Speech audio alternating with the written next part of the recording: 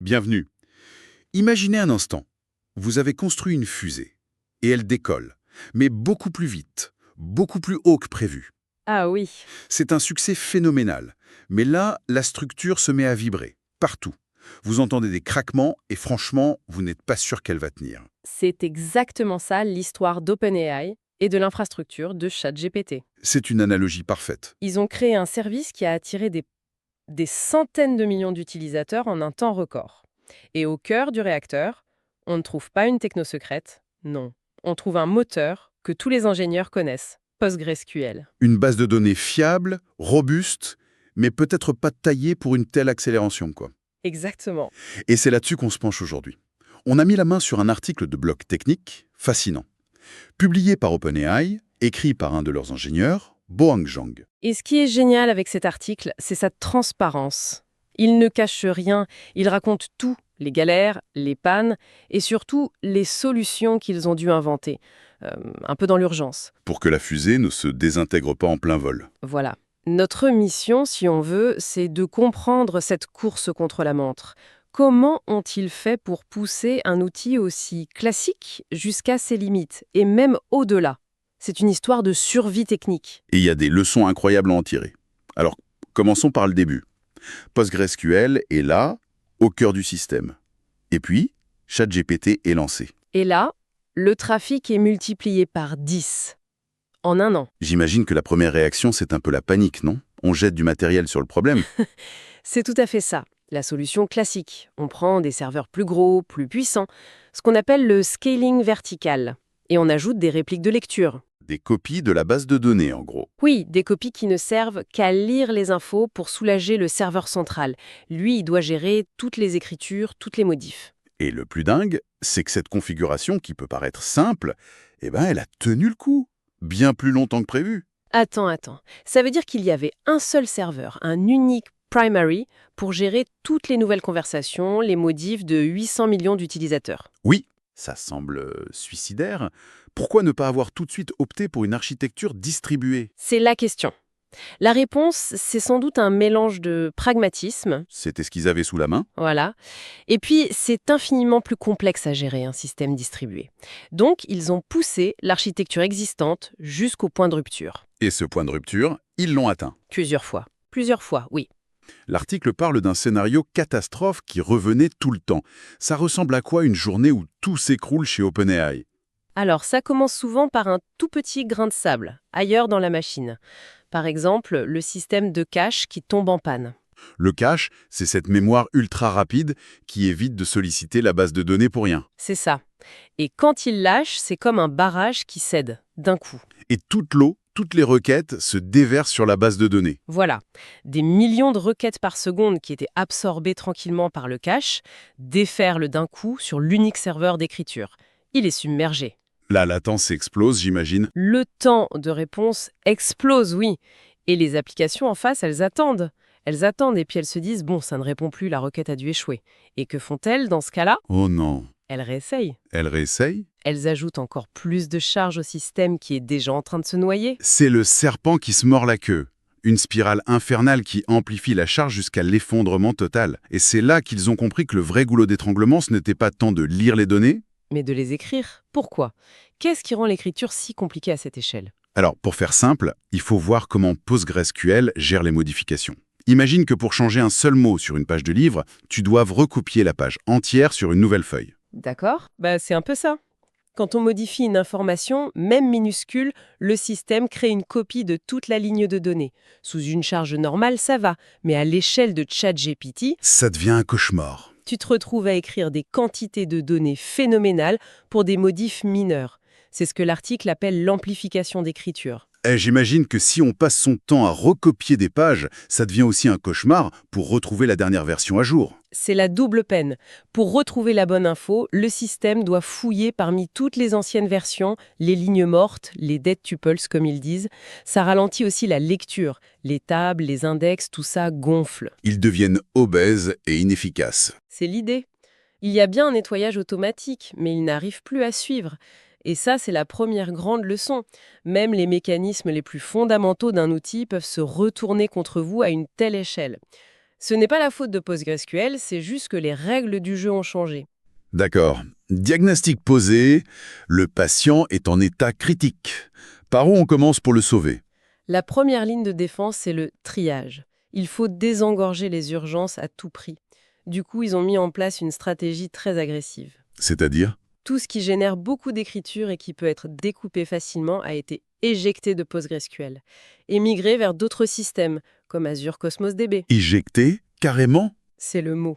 Et décision encore plus radicale, il est désormais interdit aux développeurs d'ajouter de nouvelles tables sur cette instance principale. C'est sanctuarisé. Complètement. Pour la lecture, consigne claire. Un maximum de trafic doit aller vers les 50 répliques. Le serveur principal est traité comme le cœur d'un empereur. Protection maximale. Interdire les nouvelles tables, c'est une mesure extrême quand même. Ça ne doit pas être incroyablement frustrant pour les développeurs. On n'a pas l'impression que ça risque de ralentir l'innovation, de tout complexifier? C'est une excellente remarque. C'est un compromis, clairement. Ils ont sacrifié une partie de la simplicité pour garantir la stabilité de l'ensemble. Ça montre à quel point la situation était critique, en fait. Ils n'avaient plus ce luxe. Mais soulager le serveur, ça ne suffisait pas. Non, il fallait aussi s'attaquer aux requêtes elles-mêmes. Et là, l'article raconte une histoire assez folle. L'histoire d'une seule requête qui mettait tout par terre. Ah oui, une requête qui joignait 12 tables différentes. 12. C'est le genre de choses qu'on apprend à ne pas faire, mais bon, dans la vraie vie, ça arrive. C'est un cas d'école. La leçon est brutale mais claire. Dans un système à si haute performance, les jointures complexes, c'est à proscrire. Il vaut mieux faire plusieurs petites requêtes simples. Tellement plus efficace. Tu laisses l'application assembler les pièces du puzzle. C'est aussi une mise en garde contre certains outils, les frameworks ORM. Ah oui, ces outils qui permettent de ne pas écrire de SQL. C'est pratique, mais en coulisses, ils peuvent générer des requêtes monstrueuses et très inefficaces. Il y a un autre détail technique qu'ils ont dû régler. Forcer la fermeture des transactions inactives. Une requête qui reste ouverte sans rien faire. Et qui peut bloquer des processus de maintenance vitaux. Le genre de petit détail qui, à leur échelle, peut provoquer une panne massive. Et j'imagine que le détail ultime, la peur constante, c'est que si cet unique serveur d'écriture tombe, Tout s'arrête. c'est le fameux point de défaillance unique. Comment on se protège de ça? C'est le talon d'Achille de cette architecture, oui. Leur parade a été très pragmatique. Ils ont analysé le graphique et ils ont réalisé que la plupart des actions critiques pour l'utilisateur, comme afficher une conversation, ce ne sont que des lectures. D'accord. Donc, ils ont modifié leurs applications. En cas de panne du serveur principal, elles basculent automatiquement en mode lecture seule sur les répliques. C'est malin. Le service n'est pas complètement mort. On ne peut plus démarrer de nouvelles conversations, mais au moins on peut consulter les anciennes. Exactement. C'est une dégradation gracieuse du service. C'est bien mieux qu'un écran d'erreur totale. Et pour le serveur principal lui-même, il y a un hot standby, Un clone prêt à prendre le relais. un clone parfaitement synchro qui prend la main en quelques secondes si le maître défaille. D'accord. Mais si toutes les fonctionnalités partagent la même base, ça veut dire qu'une nouvelle fonctionnalité un peu bancale ou qui devient virale Oh, elle pourrait vampiriser toutes les ressources. et ralentir tout le reste de chat GPT, c'est Oui. un problème qu'ils ont eu. C'est exactement le problème du voisin bruyant, le noisy neighbor. Et oui, ils l'ont rencontré. Pour le contrer, ils ont mis en place une isolation des charges. Comment ça? C'est assez malin. Ils ont classé les requêtes en 2 catégories. Haute priorité, les trucs essentiels, et basse priorité. Et chaque catégorie est dirigée vers un groupe de serveurs dédiés. Donc le voisin a beau faire la fête et mettre la musique à fond, il reste dans son appartement.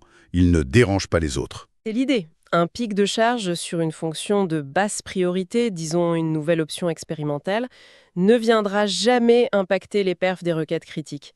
C'est du cloisonnement de risque. Autre risque qu'ils mentionnent, l'orage de connexion.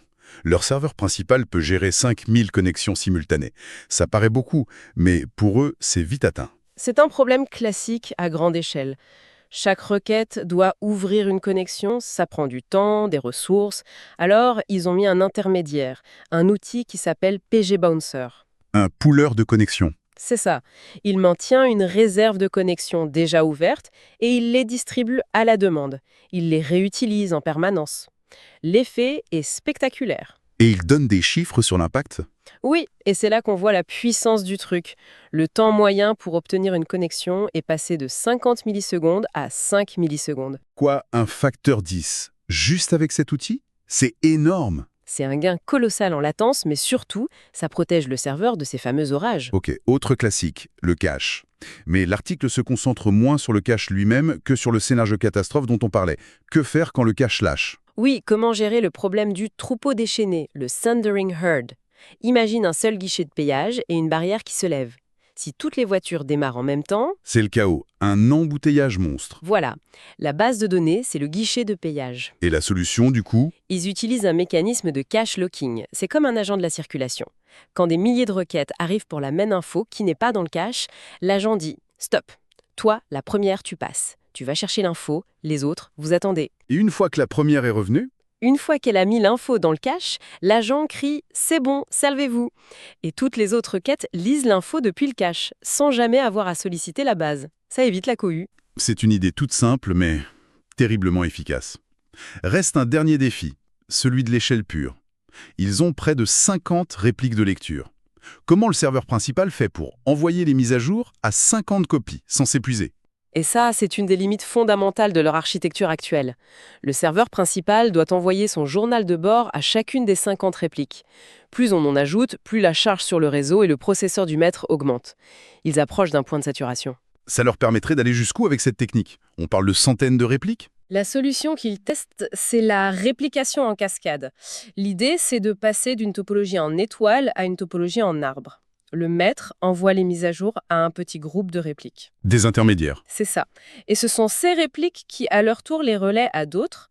En théorie, la limite est bien plus haute. Mais ça pose une autre question.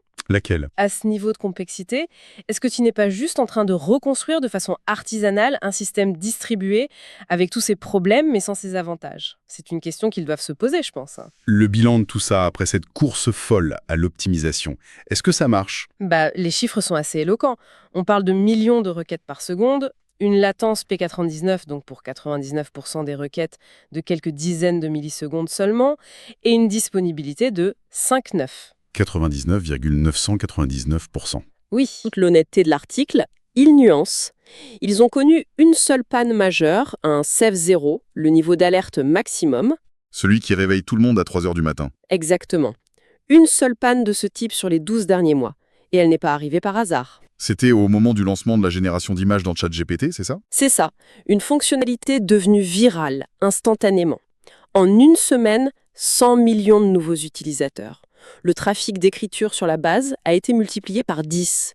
Et là, même avec toutes les protections, la digue a cédé. Le système a été dépassé. Ça montre que malgré cette ingénierie remarquable, il y a toujours un point de rupture. On comprend donc que le combat n'est jamais vraiment terminé. Ils continuent de migrer des services, de tester leur réplication. C'est une course sans fin. Leur approche, qui est d'optimiser à l'extrême l'existant, leur a acheté un temps précieux. Ils ont repoussé les limites de ce qu'on pensait possible avec ce type de base. Mais ils sont très clairs, ils n'excluent pas de changer de fusil d'épaule à l'avenir. En explorant des versions de PostgreSQL nativement partitionnées, shardées, ou d'autres systèmes. Oui, tout est sur la table. Si on devait synthétiser, ce qui ressort de cette analyse, c'est la capacité assez incroyable d'une technologie, traditionnelle, à encaisser une charge qu'on croirait réservée à des systèmes plus exotiques. La clé, ce n'est pas un outil magique. Non, c'est une somme d'optimisation intelligente, pragmatique, à tous les niveaux. C'est vraiment une masterclass d'ingénierie sous pression. Absolument. Et ça nous amène à la pensée finale, je trouve. L'article se termine en disant qu'il continue d'explorer d'autres systèmes. Et ça soulève une question fondamentale pour quiconque gère des systèmes à grande échelle. Qui est... À quel moment l'effort pour rafistoler et optimiser un système existant devient-il plus coûteux, plus complexe que de tout jeter et de migrer vers une nouvelle architecture conçue pour cette nouvelle échelle? Le parcours d'OpenAI nous montre que ce seuil, ce point de bascule, est peut-être bien plus élevé qu'on ne l'imagine.